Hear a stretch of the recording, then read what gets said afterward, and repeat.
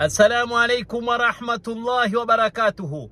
أعوذ بالله من الشيطان الرجيم. إن الله مع الصابرين. Mwenyezi Mungu Subhanahu wa Ta'ala yuwatangaza milele atakuwa na pamoja na yule mtu anasubiri ndani ya mitihani ya kidunia. Pale unapopatikana mitihani ya kidunia kama ya magonjwa, basi ukasubiri, basi ujue uko na Mwenyezi Mungu Subhanahu wa Ta'ala. Subra namba 2 yetu tutakiwa tusubiri ni wale wanaouguza wagonjwa.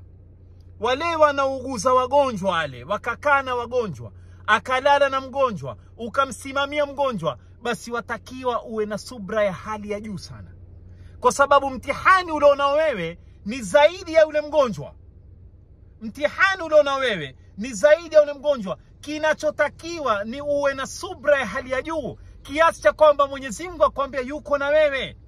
Kwa hivyo moja katika nasaha za wale ambao kwamba wanaoguza wagonjwa ni usihuzunike kwa kuwa wamhudumikia yule mgonjwa basi ukawa na huzuni. La, Mwenyezi Mungu akwambia yuko na wewe. Na fanya subra na usikasirike.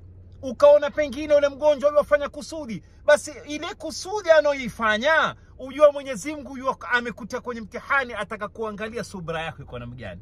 Usiwe mkali kwa mgonjwa na usimkimbie yule mgonjwa ila kwa dharura, lakini ujue wewe unayemuguza mgonjwa uko kwenye mtihani wa Mwenyezi Mungu, na Mwenyezi Mungu anakuchunga na asema yuko pamoja na wewe. Na especially wakati unapomhudumikia yule mgonjwa, basi omba dua. Pale ni wakati wa kabul, Mwenyezi Mungu atakukubalia. Wassalamu alaikum wa rahmatullahi wa barakatuh.